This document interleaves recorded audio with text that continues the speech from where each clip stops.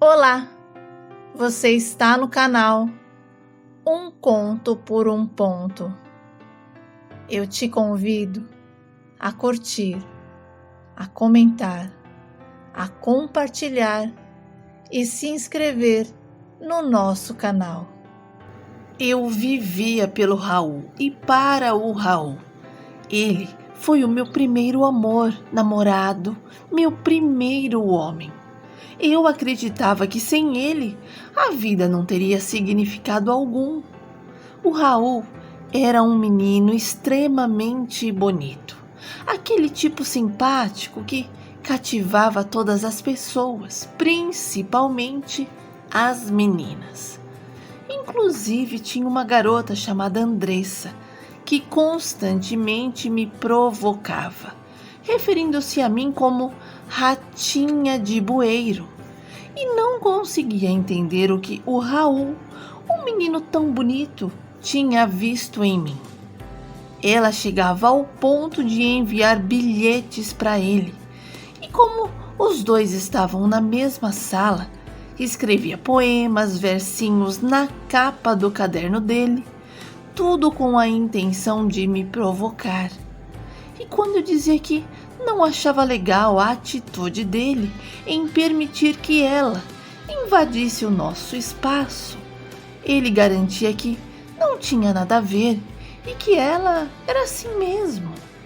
Às vezes, o Raul parecia fazer questão de me provocar, mencionando outras meninas e comentando sobre a beleza de cada uma. Ele ainda fazia observações como fulana estava bonita, ciclana ainda mais. Ele parecia que só estava feliz em me ver irritada e frustrada. A minha mãe me aconselhou a terminar aquele namoro juvenil e focar apenas nos meus estudos, mas tudo que eu conseguia fazer era pensar no Raul. O meu namorado frequentemente me dizia que eu estava o sufocando, impedindo-o de aproveitar o tempo com os seus amigos, e isso já estava causando piadinhas no meio da turma, porque eu parecia um chiclete. Embora eu desejasse estar sempre com ele, eu não me recordava de agir daquela maneira, porque eu também gostava de ter momentos com as minhas amigas. E apesar disso, devido ao meu amor por ele, prometi dar mais espaço e liberdade para que ele pudesse se sentir mais à vontade. Nas férias de final de ano, os meus pais decidiram passar as datas comemorativas ao lado dos nossos avós. E durante esse período, o Raul e eu ficamos uns dias sem nos falar. Eu tentava entrar em contato ligando para ele, porém o meu namorado nunca estava em casa. E a dona Celeste, a mãe dele, sempre dizia que ele estava na quadra com os amigos e que quando chegasse, ela pediria para ele me retornar. No entanto, o Raul não retornava às minhas ligações. Ao retornar da viagem, fui surpreendida com o término do relacionamento por parte do Raul. Ele alegou que não gostou do meu comportamento, mencionando que as minhas ligações o incomodaram muito e que não desejava mais estar comigo, uma garota que parecia desequilibrada. Sabe, mesmo gostando demais daquele garoto, eu não corri atrás dele, não me rebaixei, segui em frente, mesmo com o meu coração doendo de saudades. Mas o Raul, mesmo tendo terminado, toda hora aparecia na minha frente, me perguntando como eu estava e se eu estava triste, com saudades. Ele era pior que uma sarna. Um certo dia, expressei a ele que, mesmo o amando profundamente, nunca correria atrás dele, nem mesmo se fosse o último homem do mundo. E o Raul não gostou e afirmou que esperava que eu dissesse que estava triste e com saudades.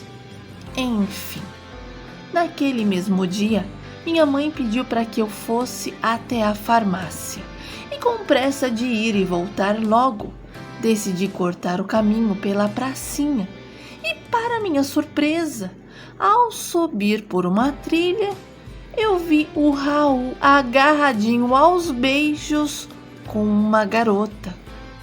O meu mundo desabou naquele momento, pois eu não apenas o vi beijando outra menina, mas também descobri que era a minha inimiga, a Andressa, que sempre me provocava.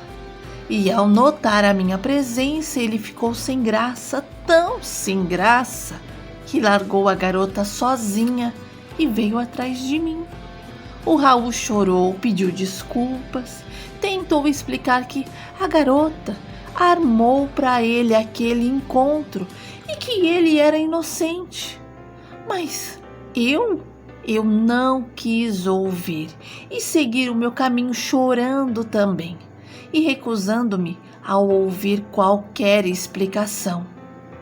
E no dia seguinte, à tarde, o pai do Raul bateu na minha porta desesperado, me pedindo para que eu fosse até a casa deles conversar com o Raul. E explicou que o filho estava inconsolável, trancado no banheiro, ameaçando se machucar, e dizia apenas que precisava falar comigo. O pai dele insistiu, e insistiu tanto que eu acabei cedendo e indo até lá para conversar com ele. E quando ele soube que eu estava lá, saiu do banheiro, me abraçou, pedindo para voltar. Declarou que me amava e afirmou que tudo não passava de uma armação da Andressa. Ele suplicou para que eu acreditasse nele. Voltamos a namorar e, pela sua própria vontade, o Raul se distanciou da Andressa, e isso só aumentou a raiva dela contra a minha pessoa. Terminamos o ensino médio, o Raul passou a fase do serviço militar e, posteriormente, ele conseguiu um emprego em uma indústria farmacêutica. E no seu primeiro pagamento, me levou a uma loja onde escolhemos juntos um par de alianças. O meu namorado organizou um jantar especial convidando os meus pais, e durante o jantar ele anunciou o nosso noivado. Estávamos certos do que queríamos. Logo, comecei a trabalhar como auxiliar de escritório. Iniciei os preparativos para um enxoval. Os pais do Raul possuíam algumas casas para alugar e eles reservaram uma para nós como presente de casamento. E a gente foi reformando, decorando e deixando ela com a nossa cara. Sabe, era tão gostoso abrir a porta da sala e sentir o cheiro de móveis novos, pintura fresca. Saber que em breve estaríamos dividindo o mesmo teto, o mesmo espaço e a mesma cama era um sonho. O nosso grande dia chegou. Nos casamos no dia 23 de outubro. Tudo estava perfeito e combinando. O local escolhido para a cerimônia, cuidadosamente deslumbrante, com flores e o tapete vermelho que levava até o altar. Confesso que eu estava tão emocionada que bastava eu olhar a suave brisa balançando em uma folha de árvore que eu chorava. E mamãe pedia para eu parar porque a maquiagem daquele jeito não iria aguentar. E conforme eu me aproximava do altar, eu percebi os padrinhos, as madrinhas, sabe, elegantes, bem vestidos, alinhados, irradiando alegria e emoção. Vi também alguns amigos e familiares e principalmente meu noivo, lindo e emocionado, me esperando ansiosamente no altar. Os seus olhos brilhavam e de onde ele estava, disse as palavras: "Eu te amo", baixinho. E quando o padre pronunciou: "Eu os declaro marido e mulher", ficamos emocionados e, como casal, sabíamos que aquele seria o começo de uma história repleta de significado e ternura.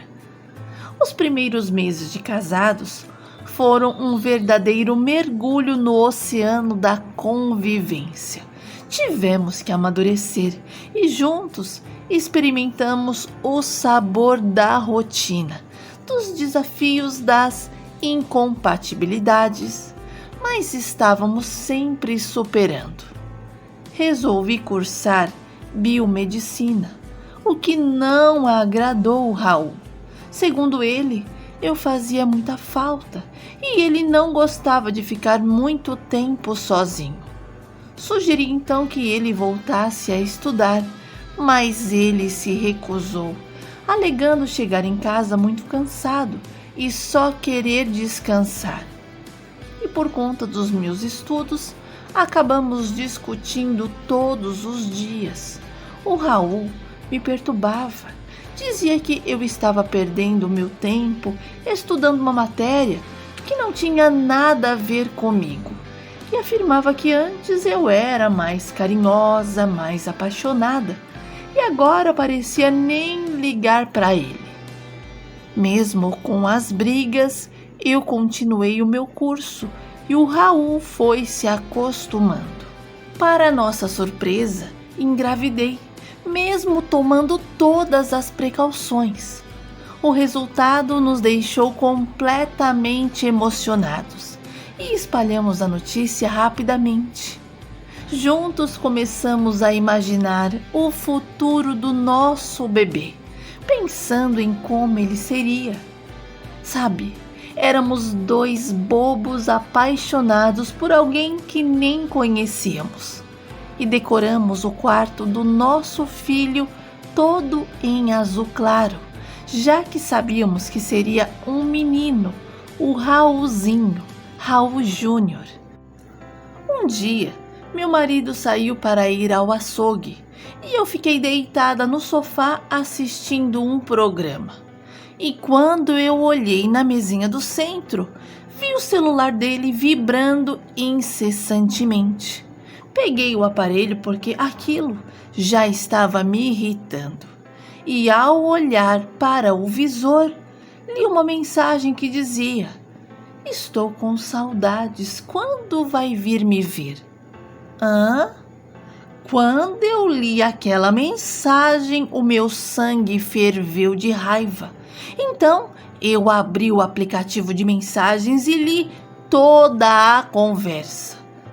E ao clicar na foto da pessoa, eu a reconheci imediatamente. Era a Andressa, a mesma garota que me chamava de ratinha de bueiro e que eu vi o Raul beijando. Assim que o Raul apareceu na sala, eu perguntei o que significava aquelas mensagens. O meu marido calmamente se aproximou de mim, pegou o aparelho na sua mão, leu e respondeu: "Não sei." E nesse momento, eu pulei do sofá brava, questionei como ele não sabia e falei que era a Andressa. E aquela não era a primeira mensagem. E pelo que eu tinha lido, as mensagens dela vinham de tempos. O meu marido devolveu o celular e afirmou que não sabia quem tinha dado o número dele para ela. E desde a primeira mensagem, ele nunca respondeu. Sabe, o Raul pediu para eu acreditar nele e não deixar aquela mulher estragar o nosso casamento, pois era isso que ela queria. Resolvi acreditar no Raul, mas eu não tive mais um minuto de paz. A minha pressão vivia alta e, mesmo não encontrando motivos para desconfiar do meu marido, eu não conseguia me acalmar. Eram mensagens atrás de mensagens. E o Raul mencionou que iria trocar de chip para ver se a garota dava um tempo, porque, sinceramente, ele não sabia como o número dele tinha ido parar nas mãos dela. O Raul era tão convincente que eu não conseguia pensar nele me traindo. Um dia, eu estava na padaria e a Andressa entrou. Assim que me viu, veio falar comigo e expressou a sua alegria pela minha gravidez e pelo camundongozinho que iria nascer. No entanto, à medida que ela falava, começou a soltar comentários provocativos, elogiando meu esposo e dizendo que ele era um excelente amante na cama. E como eu sabia que ela queria me provocar, eu ignorei. Mas as palavras da Andressa começaram a cutucar áreas sensíveis. E eu fui ficando desconfortável, uma raiva crescia. E mesmo eu, tentando me acalmar, confesso que eu não consegui mais. E, cega de raiva, meti a mão na cara da Andressa. Eu não vi mais nada. Tudo parecia estar em câmera lenta e as pessoas tentaram nos separar, dizendo para eu me acalmar, pois eu poderia prejudicar o meu bebê. Mas eu tinha saído de mim e só realmente soltei os cabelos da Andressa quando eu vi ela dizer: "Você vai me deixar careca." Nessa hora, a visão voltou. E quando eu dei por mim, a minha mão estava cheia de tufos de cabelo dela. Fiquei arrasada porque eu não consegui me controlar. E nesse meu descontrole, eu saí da padaria insanamente e atravessei a rua sem olhar para os lados. E foi aí que um carro em alta velocidade me pegou em cheio. E a única coisa que eu pensava antes de tudo ficar escuro era: Deus, protege o meu bebê. Fiquei meses internada. E a primeira coisa que eu percebi ao acordar foi um zumbido constantemente em meus ouvidos. E lentamente comecei a entender as coisas. Eu sentia que algo estava diferente. Tentei me mexer, mas os meus braços estavam cheios de aparelhos e a minha cabeça enfaixada. E um pânico horrível tomou conta de mim. Minha família ficou completamente feliz em me ver de olhos abertos e aos poucos eu fui compreendendo o que estava acontecendo e o que tinha acontecido. No momento do acidente, eu bati a cabeça com muita força e sofri uma lesão no cérebro, que mais tarde deixou sequelas. E eu não conseguia sentir sabor e nem cheiro. Mas o pior de tudo foi saber que o meu bebê não conseguiu sobreviver. E eu senti um vazio, uma culpa, uma revolta. Eu só sabia chorar. Meu marido apareceu para me ver, chorou, me beijou e disse que tinha pedido tanto para Deus me salvar, pois, caso contrário, ele não saberia como seriam os seus dias. Confesso que até as enfermeiras se emocionaram com a declaração de amor que o meu marido fez. E quando ficamos sozinhos no quarto, o Raul olhou bem nos meus olhos e disse palavras cruéis, como: "Por que você não morreu também? Seria bem melhor se você tivesse partido junto com a criança. Assim agora eu estaria feliz ao lado de quem realmente amo. E finalizou com ratinha de bueiro.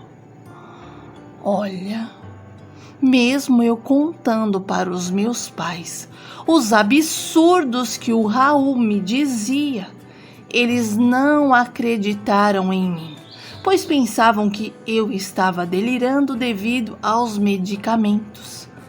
Recebi alta do hospital, sendo aplaudida porque ninguém acreditava que eu iria sobreviver. Eu sou um milagre.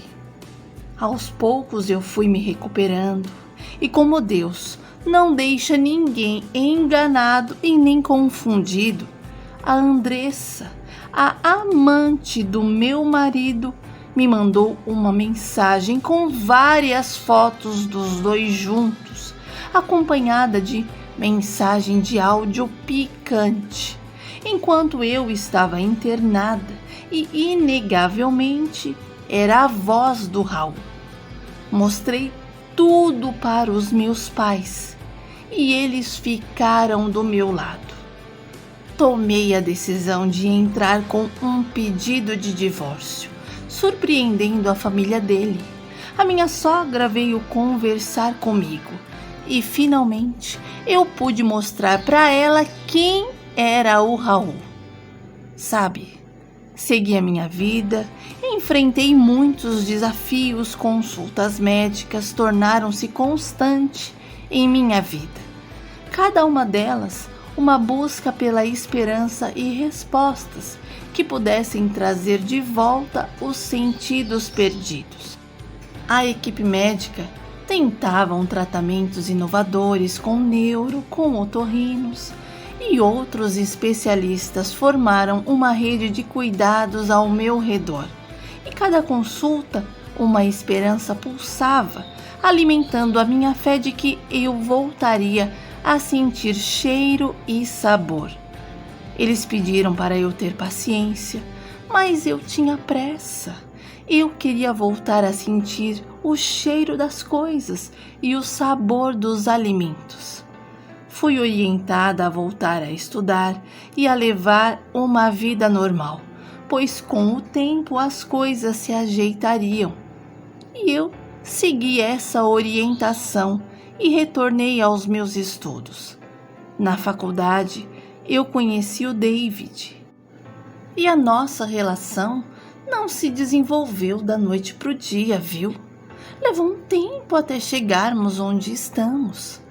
O David gostava de mim e tinha paciência, especialmente porque eu estava mais lenta para me comunicar. Ele me ouvia sem pressa de ir embora, o que me cativou, já que geralmente as pessoas nem deixavam eu terminar de falar, mas com ele foi diferente. David me convidou para um jantar e, como eu não sentia os sabores de nada, ele ia detalhando cada coisa que mastigava, explicando qual o tempero que estava mais destacado. Ele sempre fazia questão de comer o mesmo que eu, só para poder me colocar a par dos sabores. E sabe, não teve como eu não me apaixonar pelo David. Ele era sensível, delicado, romântico, o homem que eu sonhava em ter ao meu lado. E com isso, acabamos namorando e conheci a família dele e ele a minha. O David sempre me acompanhava nas consultas, pois ele trabalhava no depósito de material do pai dele, o que permitia estar sempre comigo nas consultas. E ele fazia centenas de perguntas aos médicos. Até sabia os remédios que eu tomava e para o que eles serviam. A gente se completava e por isso nos casamos. E eu me casei pela segunda vez. E dessa vez foi com um homem incrível que se apaixonou por mim no momento onde eu não estava 100%. Da nossa união nasceu a Isis e com ela eu fui presenteada. Deus me proporcionou um milagre ao devolver o meu olfato, permitindo-me sentir o cheiro da minha filha. Isso foi algo pelo qual eu não tinha mais expectativas. Quanto ao Raul e a Andressa, ele a levou para morar na casa onde vivíamos e eles tiveram filhos. E posteriormente eu e o meu marido nos mudamos. O David e eu, após nos formarmos, ele conseguiu um bom emprego e foi trabalhar em um centro de pesquisas.